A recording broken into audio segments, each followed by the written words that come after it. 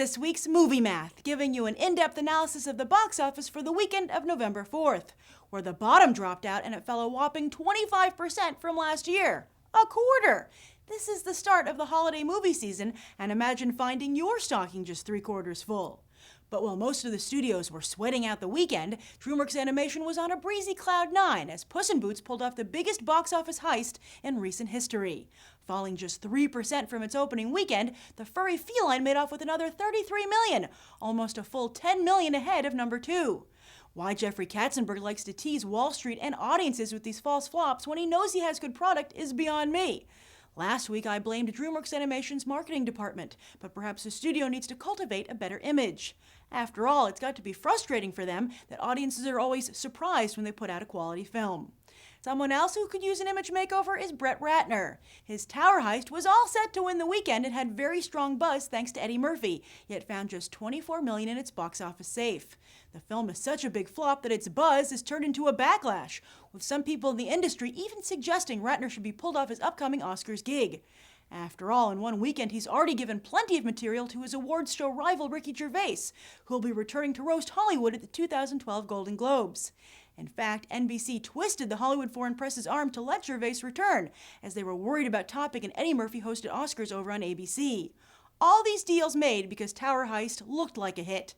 Hollywood is a business built on buzz rather than box office facts, which is why it so often deflates like a poorly made soufflé. Yes, I can already hear Gervais howling with vicious laughter.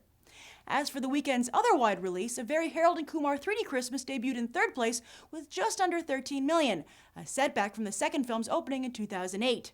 While this was a good $5 million lower than what the industry was expecting, Warner Brothers was happy to see 95% of their business come from 3D screens. Theme Park 3D.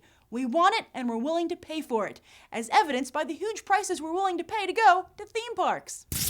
On a side note, I had the same conversation with a number of people this weekend that it was frustrating to have a Christmas movie released before Thanksgiving. I looked into it, and apparently this is the norm for Hollywood.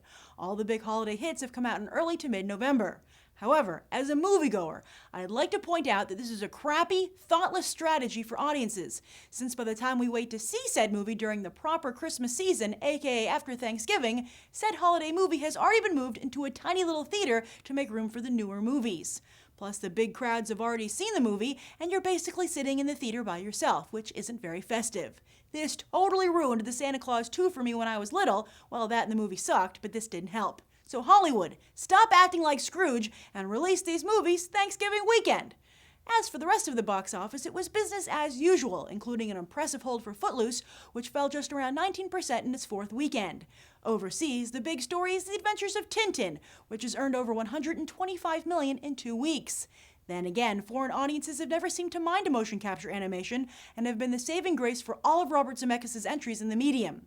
But motion capture continues to be a tough sell here in the United States, as does Tintin, meaning that perhaps it was a smart move to open the movie here almost dead last, because it's gonna need those international headlines to compete in the very crowded Christmas frame. As for this upcoming frame, Jack and Jill and Immortals are expected to duke it out for number 1, while Oscar season begins in earnest with J Edgar. And that's the weekend box office roundup. I'm Grace Randolph, and we just did some movie math. As always, thanks for watching, and I hope you'll go beyond the trailer for these other top movies.